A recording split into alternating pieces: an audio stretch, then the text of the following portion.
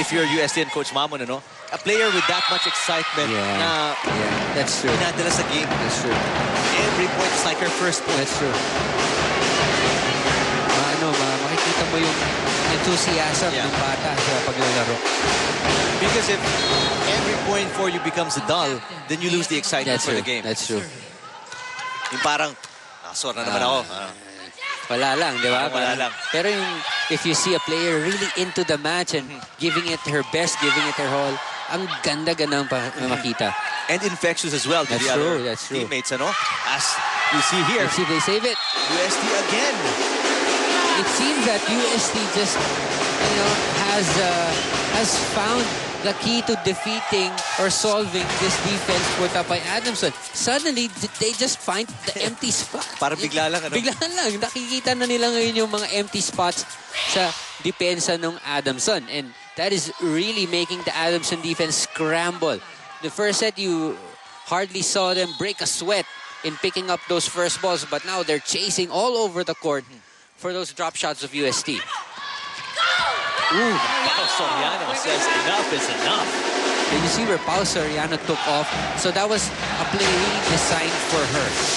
Look at where she approached, but the ball was set up just in the middle. So iwas dun sa center blocker. And you only do that if you know that your middle attacker is capable of jumping that high and staying or having the hang time to avoid the blocker in the middle. Kasi hindi mo gagawin yun kung alam mong di naman kakayanin ng any attacker. Ordinary player would have a hard time with a ball like that. That's right. So that play designed specifically for Pao Soriano. Banatikla. Ooh, that's too long. Too long. She had the right thing in mind. Everyone was cramped in the front row. She wanted to bring it to that empty spot in the back, but had too much juice on that one. But despite the error, UST still enjoying a 6-point advantage, 15-9.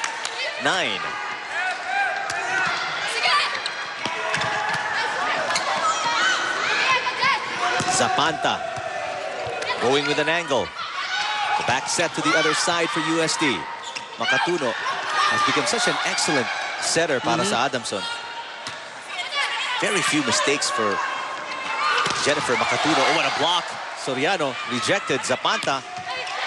Zapanta off the block. That's another good effort from Zapanta as the UST block not set up properly. Hirotsui was in the middle, but the support coming from Lastimosa came a bit too late. And that's what has got to deflate a net blocking defense like UST. No matter what you do, bumabalik yung bola. Ganun nangyayari kanina eh. Soriano was rejected solid, pero they never stopped. Balik pa rin ang balik yung atake. And nawala na lang sa posisyon ng UST because they had to keep on adjusting. The coverage of Adamson just kept coming at them, Buhay pa rin lagi yung bola.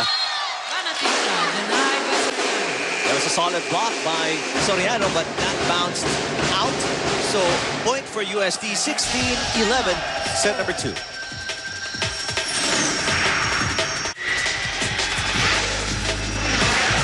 Tigresses finding a new lease on life here in set number 2 after losing the first set 25-18.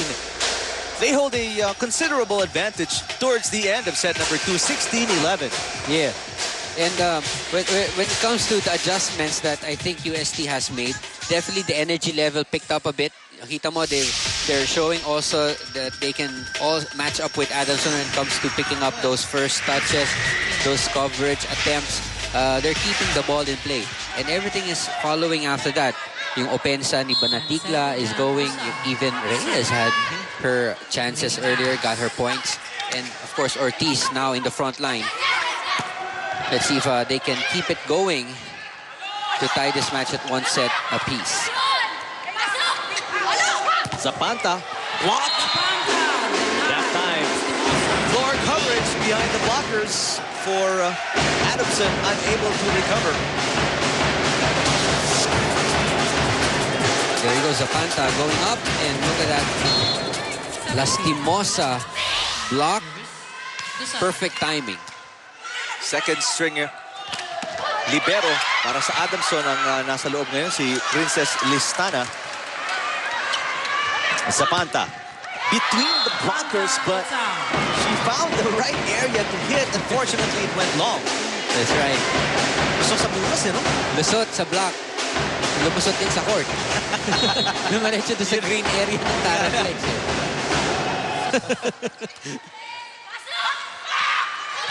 Nice drop again. UST keeping the ball in play. Mike Ortiz reaching back, getting that save.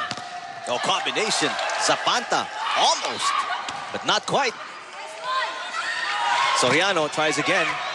Block softened that hit. Here comes Banatikla looking for the angle. Look at the coverage of UST this time. Always getting that that touch. Oh, but a wise shot. That's Nabanggit mo, papunta ka na sana doon. Doc, maybe I'm preempting you, pero nasa umabante lahat ng depensa ng UST, ano? And wisely nakita ni Soriano, bakante yata sa likod. Maluwag na maluwag sa likod because for the past exchanges, the UST defense, they were all concentrated in the front row. Kaya naman maganda yung depensa nila ng coverage. And Pao Soriano, knowing or seeing that empty spot over at the back, just pushed it out and got the ball. And you like players like that, no? Smart players who just don't close their eyes and hit the ball. Remember, Pao Soriano is a beach volleyball player. So she has Marunong that humanap instinct of, you know, spotting those gaps in the defense. Because I was watching the first match today, which was one of the longest, by the way, I've ever seen.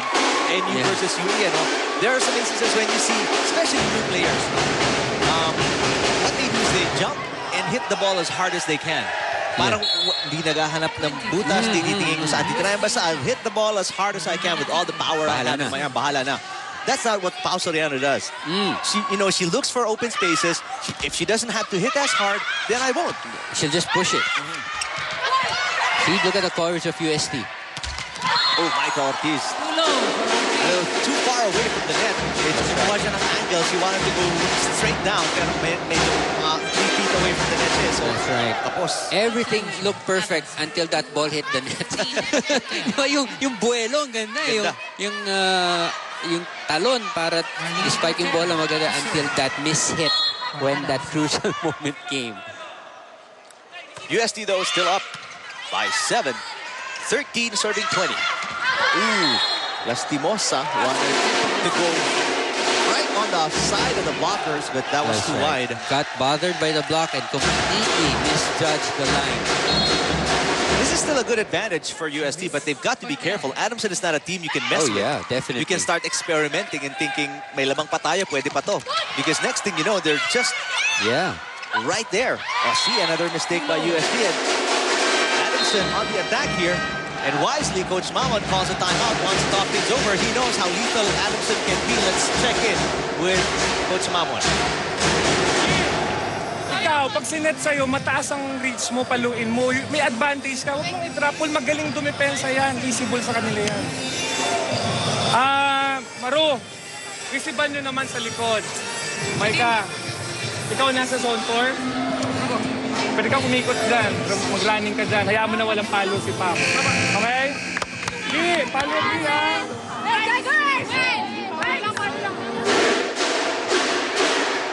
OG Mamon calling a timeout and just making sure that UST does not let this slip away. That's right. Going back to your earlier point, Eric, you know, that's how much Coach OG respects this Adamson squad. Yung 5-point lead sa ibang team, wiring hindi baliwalay pa ni Coach OG yan. Pero sabi mo yung Adamson, anytime kayang-kayang habulin yung 5-point lead. And wisely, Tigresses compose themselves on the floor and Ingrid Reyes with a point. Take a look.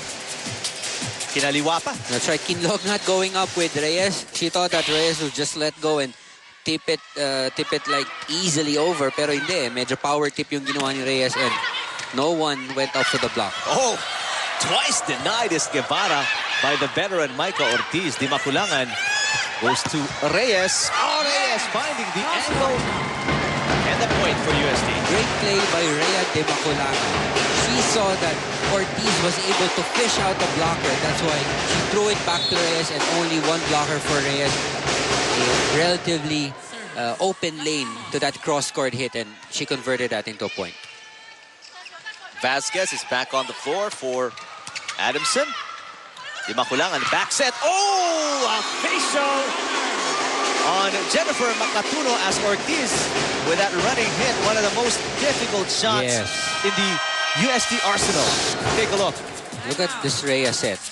Kita mo, late yung dalawang blockers. And then Ortiz, that's her favorite shot. Gets the point. Let's listen to Adamson. Pwede yung ipako dyan. 23, isa-isahin nyo lang, isa-isahin nyo lang. Nawawala dito. Ikaw naman, kitang-kita mo na kung ako nga, kaya ko pang kunin yun eh. Ha?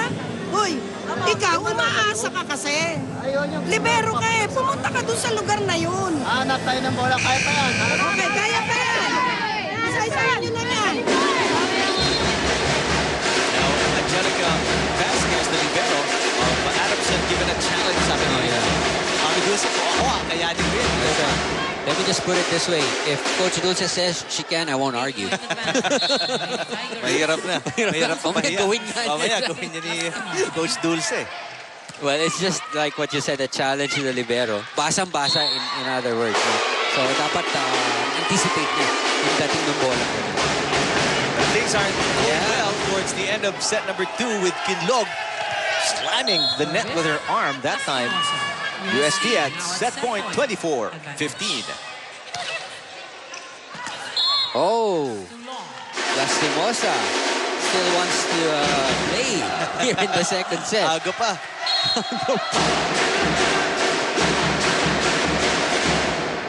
UST at set point. Lima kulangan. Ortiz overshooting the mark. 2 points given away by the Tigresses. But still plenty of cushion to work with. 17 serving 24. Ace. Wow, this is 3 straight points. And Zapata, again, serving, getting that service ace. Service, Zapanta. Better reception. But good defense by Adamson. Pineda. Oh, great anticipation at the net by Adamson, but they just could not control the ball in the last sequence. Bouncing out of bounds, and UST takes 1 set. And we're tied 1 set apiece here, 25-18. It ends in the second set pretty much parang kabaliktaran ng set number 1, ano, as we're headed to at least a 4-setter here. Stay with us as we return with set number 3.